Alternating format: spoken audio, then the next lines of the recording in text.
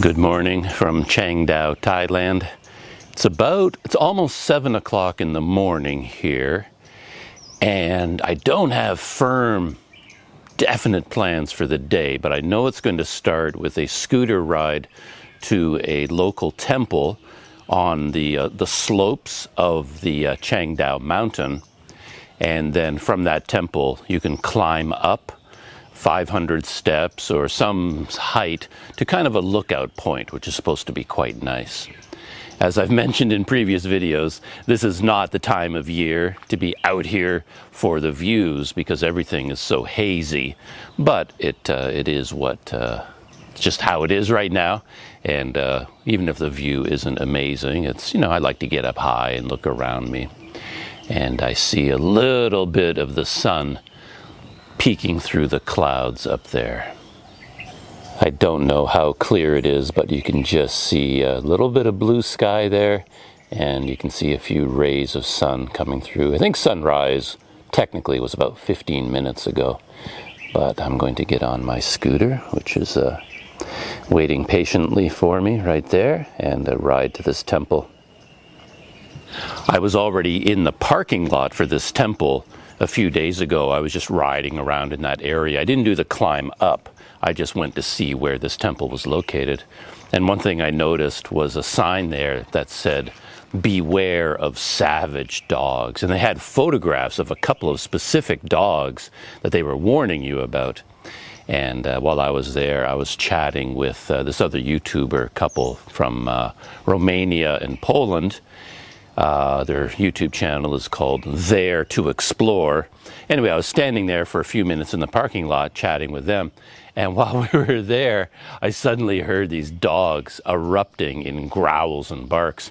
And, they were coming at this other set of tourists that had shown up. So I guess the dogs at this temple, for whatever reason, are known for being aggressive. So I will curb my usual habit of trying to befriend the dogs. I guess at this temple, that's not a good idea. So we'll see whether any savage dogs make an appearance. Anyway, no more dilly-dallying. Let's hop on the scooter and head to this temple. The route to this temple takes me past Pronto Coffee, my favorite coffee shop, and past the temple with the cave complex. And I'll be passing by that before I get to this other temple. And we're off. Very gray skies, very hazy skies, which is unfortunate. The temple, by the way, is called Wat Tham Pha Phlong. Wat Tham Pha Phlong. And the word Tham in Thai, it means cave.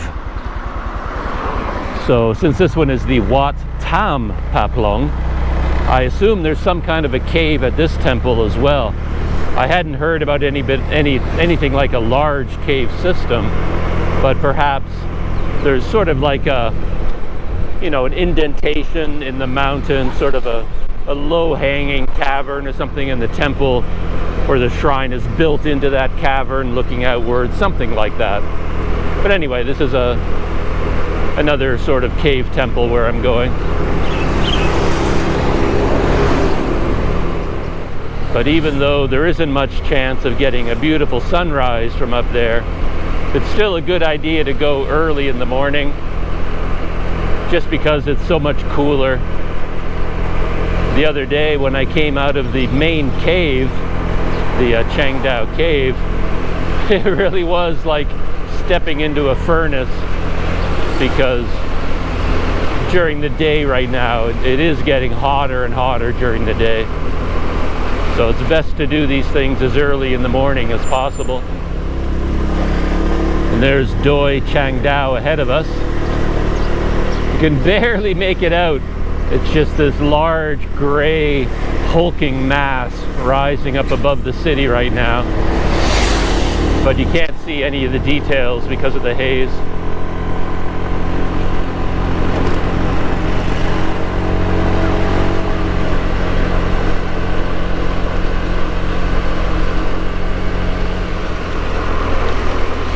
This is the entrance to the main cave, the temple that has the large cave complex. just passing by it. And the viewpoint temple, Wat Tham Pha Phlong, is up ahead here, a couple of kilometers, something like that. When I came down here the other day, I noticed that there were quite a few guest houses and hotels along this road. I don't think very many of them are listed on, you know, the common online booking websites.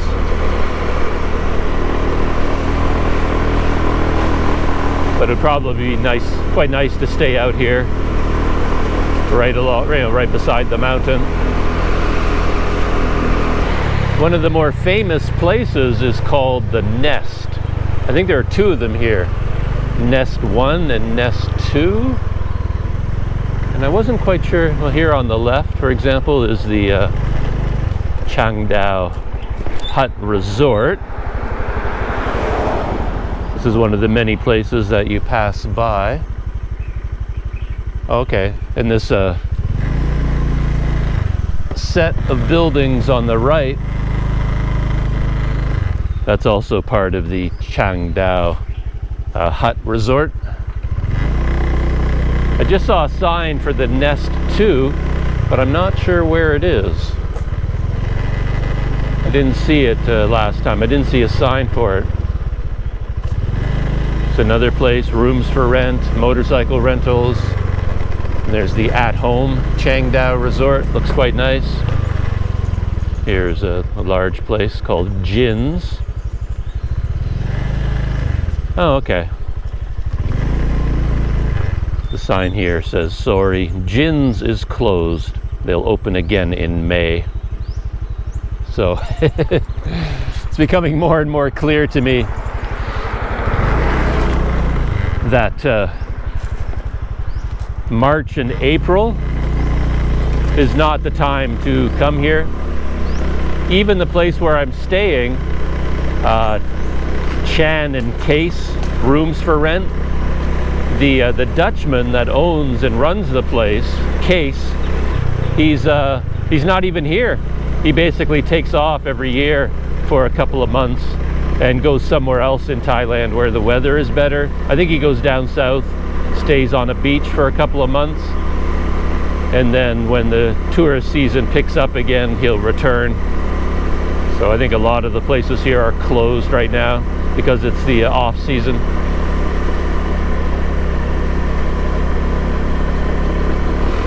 There's Maylee's Nature Lovers Bungalows.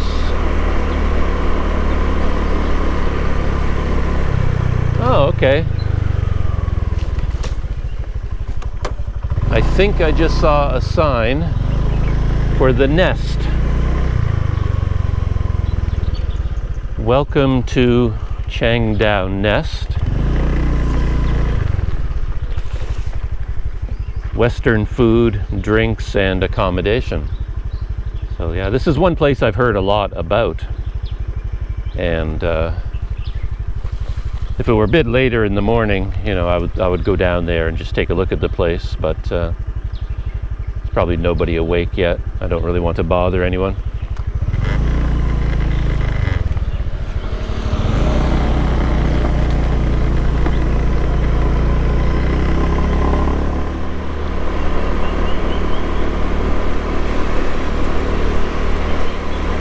This is the parking area for the temple.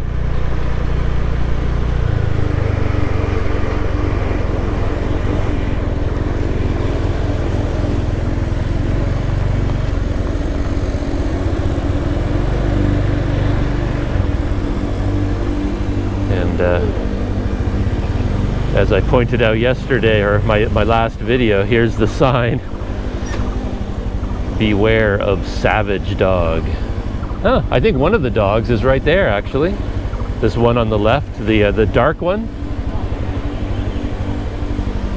Yeah, there it is right there, walking away from the gate, tail wagging. Looks very friendly, but apparently it's not. It's friendly to the monks, I guess, people that it knows, but not friendly to strangers.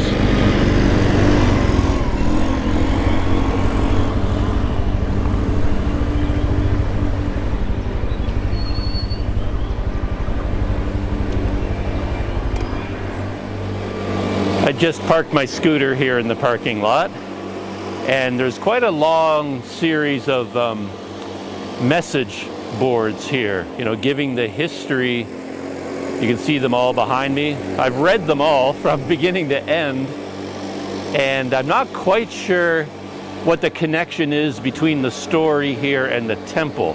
It doesn't actually specify that, but I can kind of guess at what it is.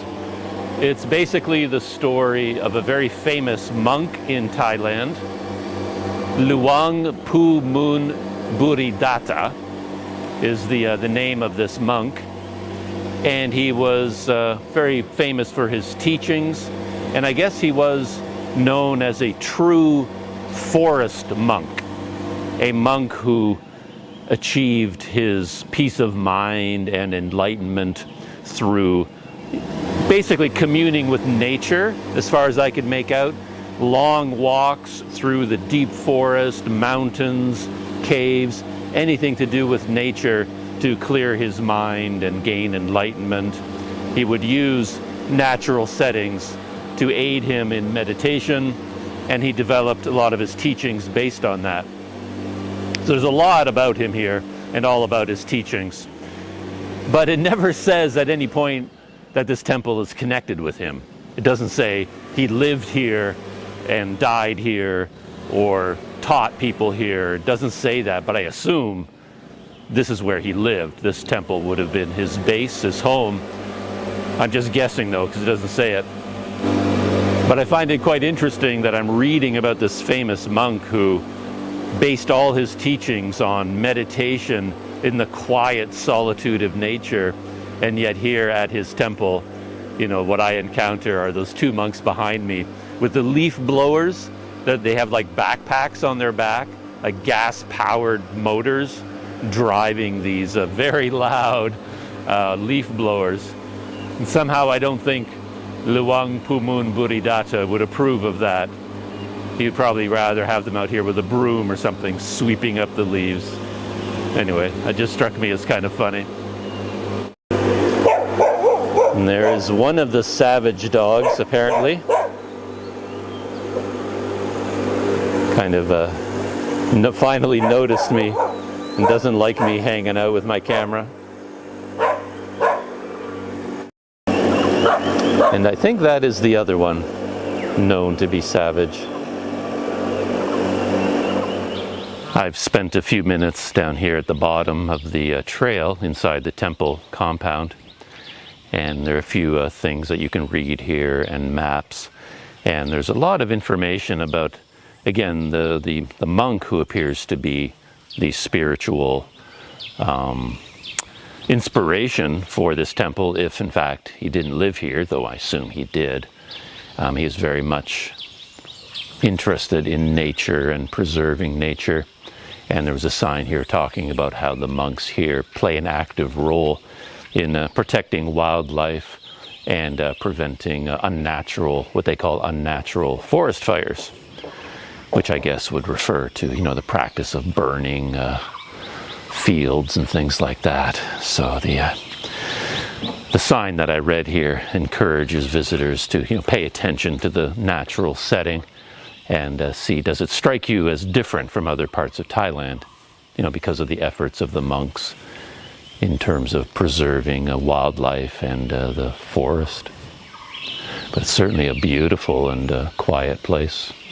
And this appears to be the entrance to the main trail.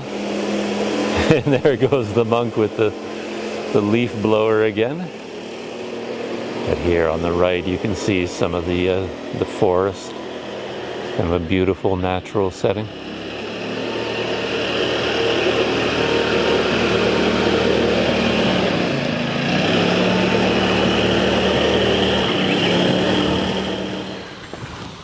Starting to go up the stairs. For those keeping score on the technology side, I've been having more and more difficulties with my GoPro lately, a lot of problems with it. So I've started relying more on my Panasonic G85, but I'm not very accustomed to using it. So I think in the first couple of days that I used it, I didn't have the autofocus settings dialed in right. Everything was drifting in and out of focus all the time. And that's one of the problems with Panasonic cameras. They have very poor autofocus in video mode. But I think I can find workarounds, you know. So right now, for example, I'm using a tracking mode. So I have it locked onto my face. So no matter where I am in the screen, the camera should stay focused on me rather than, you know, switching to, you know, focusing on the background or something like that. So I'm just doing this to see whether it works or not, whether I stay in focus and the background is not. Anyway, that's what's going on in terms of cameras today. It's certainly a beautiful spot this early in the morning in particular. I feel very much like I'm inside a well-tended garden, forest garden. And they have some signs mounted on the trees, some inspirational phrases. This one says, "A good listener will know how to receive wisdom."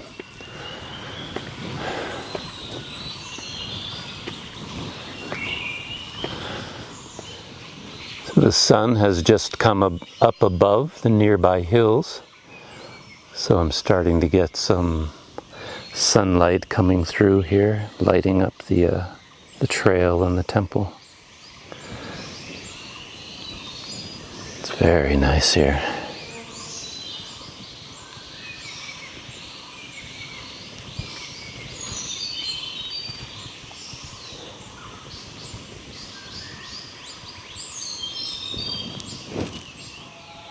One big advantage to using a camera like the G85, a real camera as opposed to a GoPro, is that it does lend itself much more to photography. So as soon as you're taking video with a camera like this, you also feel like you want to take pictures at the same time, and I really enjoy that.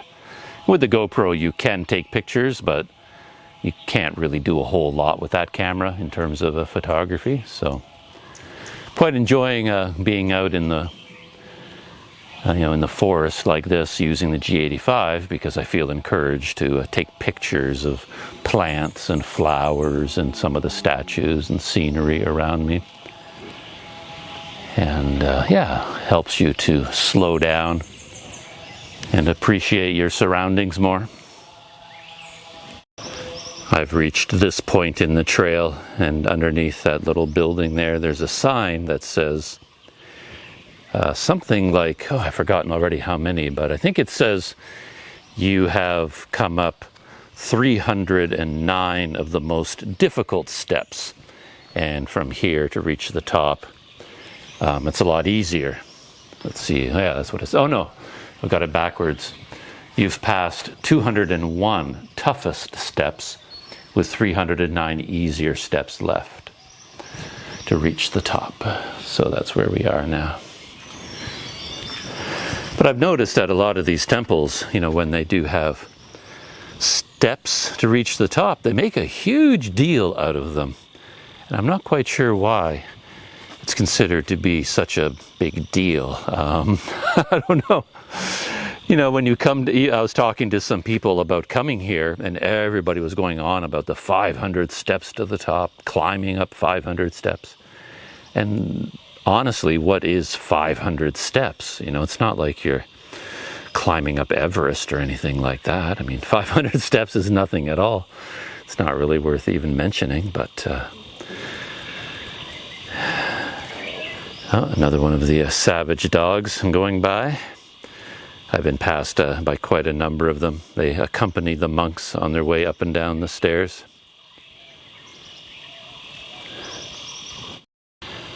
There goes another one of the savage dogs.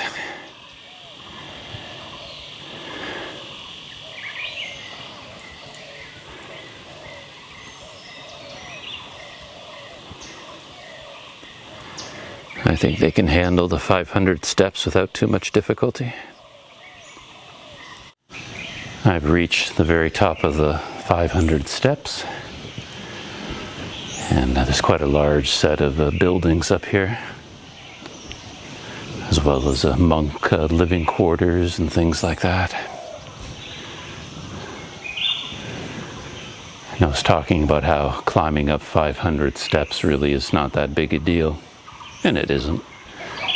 And then when you get to a place like this, though, you can look from here up to the top of the mountain, and then when you think, okay, climbing up there, if someone told me that was a challenge, that I would believe. Looking from here up to the top of this cliff, it's like, okay, that would be a bit of a climb. It'd be nice to go up there, especially if the skies were clear. And there are the cliffs up there. And again, with the camera, I don't know if it quite comes across, but standing here looking at them, very steep and very, very high to get up there. That would be a physical effort.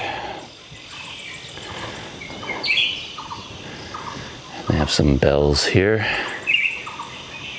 a round one here, and this one's shaped more like kind of a metal casing of some kind. And here they make it clear that you're not supposed to ring the bell, that it is for monks' communication, so don't hit or touch them. You can see it's a beautiful area up here, very green, very lush. And I think this is the main shrine or the main temple at the top. As you can see, it's not really inside a cave, but it's kind of a cavern there.